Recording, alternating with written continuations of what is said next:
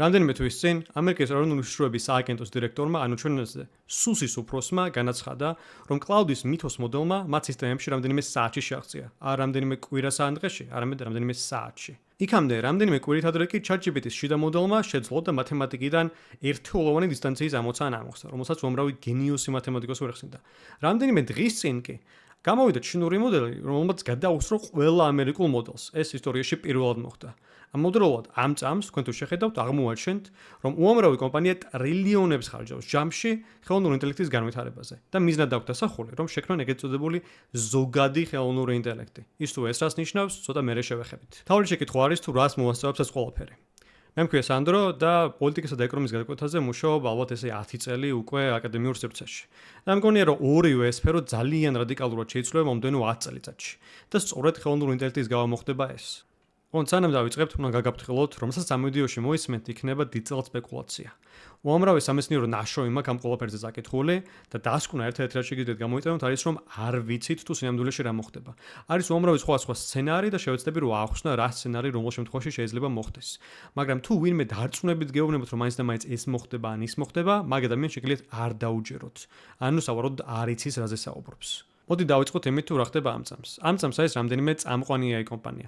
მათ შორის არის კომპანია Anthropic, რომელიც ამზადებს ზემოხსენებულ კლოდს. ეს არის ალბათ ყველაზე ძლიერი მოდელი ამ წამს.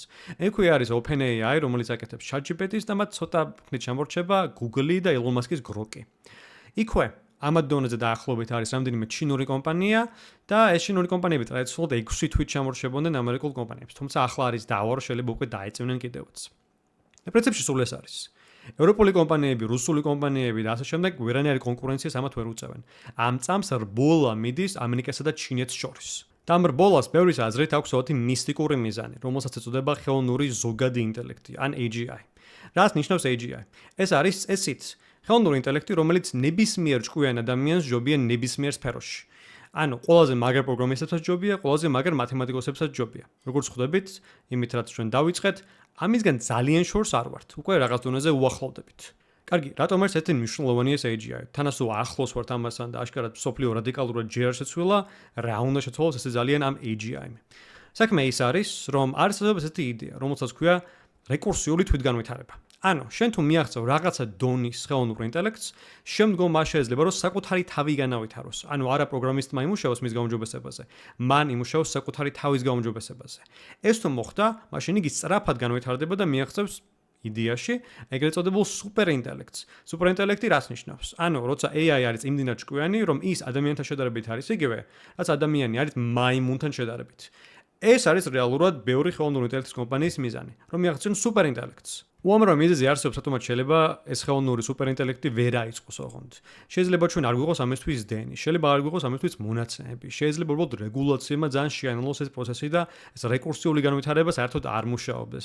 ასევე შეიძლება უბრალოდ შეუძლებელი აღმოჩნდეს სუპერინტელექტის აწყობა. მე პირადად ცოტა სკეპტიკურად ვარ ამ ყველაფრის მიმართ განწყობილი. მაგრამ დღევანდელი გადმოსახედიდან შესაძლებლად ეს ამბავი ნამდვილად გამოიყურება და ამიტომაც შეიძლება ეს ჩვენი მომავალი იყოს. და თუ ეს მოხდება, ბევრი რამ შეიცვლება აუცილებლად. კარგი, და მაინც რა შეიცვლება? პირველ რიგში ეს იქნება გეოპოლიტიკა. როგორც გითხარით, ამერიკას ამ წამს აქვს 6 თვიანი უპირატესობა AI-ში. იმ შემთხვევაში, თუ ისინი ამას თარგმნიან სუპერინტელექტში, საკმაოდ მნიშვნელოვანი ამბავი იქნება, რადგან ამერიკა უკვე იყენებს AI-ს სამხედრო საქმიანობაში. მაგალითად, გამოიყენეს ვენესუელაში რეიდის დროს მადუროზე. ანალოგიურად, ამერიკული კომპანია Anduril იყენებს AI-ს, რომ ხელი შეუწყოს უკრაინულ დრონებს ფრონტის ხაზზე. შესაბამისად, თუ ამერიკა შექმნის სუპერინტელექტს, ეს თარგმნება გიგანტურ უპირატესობაში სამხედრო საკითხებში. ეს იქნება როგორც კლასიკური სამხედრო საკითხები, ასევე კიბერუსაფრთხოება და კიბერშეტევები. უფრო კონკრეტულად კი, მე მაქვს ეჭვი, რომ ამან შეიძლება გამოიწვიოს რაიმე სახის ესკალაცია ტაივანის გარშემო. ტაივანი არის კუნძული, რომელიც მდებარეობს ჩინეთთან ძალიან ახლოს და ჩინეთის აზრით არის მისი ტერიტორია და მას სურს მასზე კონტროლის დამყარება. ამერიკას კი აქვს ეგრეთ წოდებული სტრატეგიული ბუნდოვანების პოლიტიკა ტაივანის მიმართ. ანუ თან გვინა მიოკებს, რომ შეიძლება დაიცვას ტაივანი, მაგრამ თან ამას პირდაპირ არ ამბობს. საქმე ისაა, რომ ამ წამს სამხედრო უპირატესობა ტაივანის გარშემო ჩინეთს აქვს და ეს ძალიან კაფეო არის ყველასთვის. მაგრამ თუ ამერიკა ქმნის სუპერინტელექტს, რომელიც გავლენას ახდენს კიბერუსაფრთხოებაზე და სამხედრო ძალებზე, მაშინ ალბათ სამხედრო უპირატესობა ამერიკის მხარეს გადავა და შეიძლება ამან გამოიწვიოს მოკლევადიანი ესკალაცია. მოკლედ, საშიში ამბავი არის საკმაოდ. კარგი, ეს სუპერინტელექტის გეოპოლიტიკური მხარე. ახლა კი მსურს რომ ეკონომიკურ მხარეზეც ვისაუბროთ. შემდგომ კი გადავიდეთ უფრო რეალისტურ სცენარებზე, რომლებიც სუპერინტელექტს საერთოდ არ ითვალისწინებს. თუ სუპერინტელექტი იქნება, ალბათ არის სამი ძირითადი სცენარი, რომელზეც შეგვიძლია ვიფიქროთ. პირველი არის რომ ვქნით სუპერინტელექტს და ის ყველა ადამიანს კლავს. ეს მთლად სამეცნიერო ფანტასტიკის სცენარი არ არის, ძალიან ბევრ სერიოზულ მეცნიერს მიაჩნია რომ ეს არის შესაძლებელი, თუმცა ამ ვიდეოში ამაზე ბევრ ლაპარაკს არ ვაპირებ. თუ ინტერესი იქნება, დამიკომენტარეთ და შეიძლება მომავალში გავაკეთო ამაზე ვიდეო. მეორე სცენარი არის ეგრეთ წოდებული უტოპიის სცენარი. ამ შემთხვევაში სუპერინტელექტი კურნავს კიბოს, კურნავს სხვა დაავადებებს, ხდება უმრავლესობა სამუშაო ადგილების ავტომატიზაცია, სახელმწიფოები პოულობენ რაიმე გზას, რომ ადამიანების შემოსავალი უზრუნველყონ, მაგალითად, საყოველთაო საბავშვო შემოსავალი და შემდგომ ყველანი ცხოვრობთ არხეინად და ბედნიერად და უსაქმურად. მესამე სცენარი კი არის სცენარი, რომელსაც ეწოდება პერმანენტული ქვედაფენის სცენარი. ამ სცენარის მთავარი სხვაობა წინასთან შედარებით არის, რომ ამ შემთხვევაში სახელმწიფოები ვერ პოულობენ გზას, რომ ადამიანების შემოსავლები უზრუნველყონ იმ პირობებში, როცა სუპერინტელექტს მიაქვს სამუშაო ადგილების დიდი უმრავლესობა. ამ შემთხვევაში რაც მოხდება, არის რომ სუპერინტელექტს მიაქვს ისევ სამუშაოები, თუმცა სახელმწიფოები ვერაფერს ვერ აკეთებენ და მდიდრები ხდებიან ის ადამიანები, ვინც ფლობენ წილს იმ კომპანიებში, რომლებიც ამზადებენ ამ სუპერინტელექტს. ანალოგიურად ამ შემთხვევაში მდიდარი ხდება ყველა ადამიანი, რომელიც ფლობს ძალიან ბევრ არაწარმოებოდ რესურსს, როგორც არის მაგალითად მიწა. სხვა ყველა კი ამ სცენარში არის ღარიბი. ეს სცენარი და ეს იდეა რამდენიმე წლის წინ გახდა პოპულარული, თუმცა მე პირადად ძალიან სკეპტიკურად უყურებ. მაგრამ რო იცოდეთ, მე ნებისმიერ სუპერინტელექტის სცენარს ძალიან სკეპტიკურად უყურებ. თუმცა აქ ვიღირს სცენება, რომ ერთ-ერთი ფაქტორი, რომელიც ალბათ მეორე და მესამე სცენარს განასხვავებს, არის ის, თუ როგორი ტიპის მოდელები მიაღწევენ სუპერინტელექტს. საქმე ისაა, რომ არსებობს ეგრეთ წოდებული დახრული წყაროს მოდელები და ღია წყაროს მოდელები. ამერიკული კომპანიები როგორც წესი აკეთებენ დახრული წყაროს მოდელებს. ანუ ისინი აკეთებენ მოდელს და შემდგომ ყიდიან ამ მოდელის შედეგს. ჩინური კომპანიები აკეთებენ ხოლმე როგორც წესი ღია წყაროს მოდელებს. შენ შეგიძლია მათი მოდელები ჩამოწერო კომპიუტერში და შენივე კომპიუტერში გაუშვა. ამისთვის არ ჭირდება ინტერნეტი, უბრალოდ ჭირდება ძლიერი კომპიუტერი. თუ ესეთი მოდელების ხელშეწყობით შეიქმნება სუპერინტელექტი, მაშინ მე მგონი მესამე სცენარი საერთოდ შეგვიძლია გამოვრიცხოთ. ანალოგიურად, თუ დახრული წყაროს მოდელები იქნება დომინანტი, მაშინ დიდი ალბათობით ყველა ქვეყანა, რომელიც არ მუშაობს ამ წამს სუპერინტელექტზე, ჩამორჩება. და ეს არის ყველა ქვეყანა ამერიკისა და ჩინეთის გარდა. კარგი, ეს იყო ჩემი ძალიან მოკლე მიმოხილვა იმისა, თუ რა შეიცვლება სუპერინტელექტის შექმნის შემთხვევაში. ახლა მინდა რომ ცოტა ისე დავმიწდეთ და ველაპარაკოთ იმაზე, თუ რა შეიცვლება ხვალზეგ და მასეგ. ანუ რა არის ყველაზე რეალისტური, რაც შეიძლება რომ მოხდეს.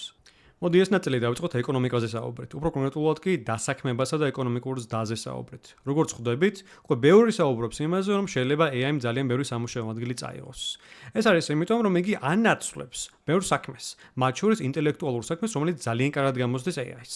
საქმე ისაა, რომ ისტორიულად თქვენ თუ შეხედავთ, ტექნოლოგიები აქრობენ სამუშაო ადგილებს, თუმცა ქმნიან ახალ სამუშაო ადგილებს. მაგალითად, ინდუსტრიული რევოლუციის შედეგად ის 80% ადამიანების, რომლებიც მუშაობდა აგრიკულტურაში, გადავიდნენ სხვა სფეროებში. ფერმერები იყვნენ ადამიანის 80% და ახლა არიან უბრალოდ 5%. მათ უბრალოდ ახალი სამუშაო ადგილები იპოვნეს.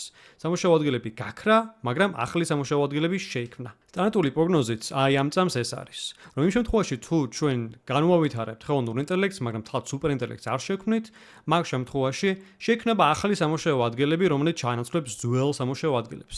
ის თუ რა იქნება ზუსტად ეს ახალი სამუშაო ადგილები, ამას ვერავინ ვერ გეტყვით. მაგრამ აი გარანტიას გაძლევთ, რომ 30 წლის წინ ვერავინ ვერ წარმოედგინა, რომ ამდენი იუთუბერი იარსებებდა, მაგრამ ანალოგიური რამ შეიძლება ითქვას ეკონომიკურ ზრდაზეც. არსებობს ისეთი ეკონომისტი პოლ კრუგმანი, რომელმაც თავის დროზე თქვა, რომ ფაქსის აპარატის გავლენა ეკონომიკაზე ალბათ უფრო დიდი იქნებოდა, ვიდრე ინტერნეტის გავლენა იქნება ახლავ. ამის გამო მას უამრავ ადამიანმა დასცინა მაშინას და დღემდე დასცენიან. მაგრამ ალბათ კრუგმანი არ ცდებოდა. თქვენ რომ ნახოთ ამერიკის ეკონომიკური ზრდა ინტერნეტამდე იყო საშუალოდ 2%. ინტერნეტის შემდეგაც არის საშუალოდ 2%. დიდად არ შეცვლილა. ალბათ AI-ც დიდად ვერ შეცვლის. მაქსიმუმ შეიძლება გაიზარდოს რაღაცა 3-4%-ამდე ზრდა განვითარებულ ქვეყნებში, რაც რეალურად ძალიან ბევრი არის, მაგრამ ასევე ბევრად ნაკლები არის, ვიდრე ზოგ AI-ის რაღაცა პროგნოსტიკატორს ჯერა. არის აქვე ერთი შედარებით პესიმისტური სცენარიც, რაც არის რომ შეიძლება AI უბრალოდ დასტოპდეს, ანუ დიდად ამის შემდგომ ვეღარ განვითარდეს. ამ შემთხვევაში ის ტრილიონობით ინვესტიცია, რომელიც ამ წამს ხელოვნურ ინტელექტში იდება, აღმოჩნდება რომ არის ფუჭი. ეს აუცილებლად გამოიწვევს საფონდო ბირჟის მნიშვნელოვან ვარდნას და შეიძლება გამოიწვევს ფინანსური კრიზისიც გლობალურად თან. ეს უკვე სხვა რაღაცებზე არის დამოკიდებული, მაგრამ ეს ძალიან რეალური ამბავი არის. რომ ვალაგებდე მე ახლა ამ ყველაფერს რეალურობით, ალბათ წინასწენარი, რომელიც დავხასიათე, არის ყველაზე რეალური რამ, მეორე ადგილას გავიყვანდი აი ამას. კარგი, და სანამ დავასრულებთ, მინდა რომ გესაუბროთ იმაზე, თუ როგორ შეცვლის AI-ის შიდა პოლიტიკას. აქ ალბათ ზოგიერთ ეფექტს უკვე ხედავთ. მაგალითად, ხვდებათ ხოლმე ალბათ Facebook-ზე უმრავი AI გენერირებული ფოტო, რომელიც ატყუებს ვიღაცა ბებია-ბაბუებს და მათ გონიათ ხოლმე, რომ ეს არის ნამდვილი. ეს არის ამბავი, რომელიც ნამდვილად დაეხმარება ძალიან ბევრ ავტორიტარულ სახელმწიფოს. ისინი ამ ყველაფერს გამოიყენებენ, რომ გავრცელონ ბევრი ყალბი ინფორმაცია ძალიან მარტივად, ეფექტურად და სწრაფად და ამით თქვენ მოგატყვენ. ეს ასევე როგორც საინტერესოც არ უნდა იყოს, გააძლიერებს ყველა იმ ადამიანს, რომელიც გადაამოწევს იმას, თუ რა არის სიმართლე. რადგან ყველა ეს ადამიანი გახდება უფრო მნიშვნელოვანი ამ სამყაროში. თუ თქვენით ვერ ადგენთ თუ რა არის სიმართლე, მაშინ სიმართლის დამდგენი გახდება ვეროდ უფრო მნიშვნელოვანი. მაგრამ თუ ვინ იქნება სიმართლის დამდგენი, ეს უკვე სხვა საკითხია. ეს ერთი და მეორე, მნიშვნელოვნად გაძლიერდება ყველა სტრუქტურა, რომელსაც ევალება ადამიანებზე თვალთვალი და მათი კონტროლი. მაგალითად, საქართველოს შემთხვევაში სუსი. საქმე ისაა, რომ თუ თქვენ გსურთ, რომ ყველა ადამიანს ქვეყანაში მოусმინოთ, ალბათ იმდენივე ადამიანი გჭირდებათ, რამდენი ადამიანიც არის ქვეყანაში. თორემ ყველა მათ ნათქვამ ფრაზას თქვენ ვერ მოისმენთ. მაგრამ თუ თქვენ შეგიძლიათ რომ გამოიყენოთ AI მოდელი, რომელიც მოусმენს ადამიანებს და თქვენ გეტყვით თუ ის რომელიმე კანონის დარღვევაზე საუბრობს ან ფიქრობს, მაგ შემთხვევაში პრობლემა არის მოგვარებული. ახლა შეგიძლიათ რომ ყველა ადამიანის საუბრები ჩაიწეროთ, მოასმენინოთ AI-ს, გაანალიზებინოთ და ის თვითონ გეტყვით თუ რაიმე პრობლემა არის თქვენი ძალაუფლებისთვის. ამიტომაც ალბათ AI მნიშვნელოვნად გააძლიერებს ავტორიტარებს და დიქტატორებს. კაი, ეს იყო ჩემი პირველი ვიდეო, ამიტომაც ძალიან გამიხარდება თუ კომენტარებში დამიწევთ რა მოგეწონათ და რა არ მოგეწონათ, ასევე ძალიან გამიხარდება იმ შემთხვევაში თუ ამ მარკს გამოიწერთ. მადლობა.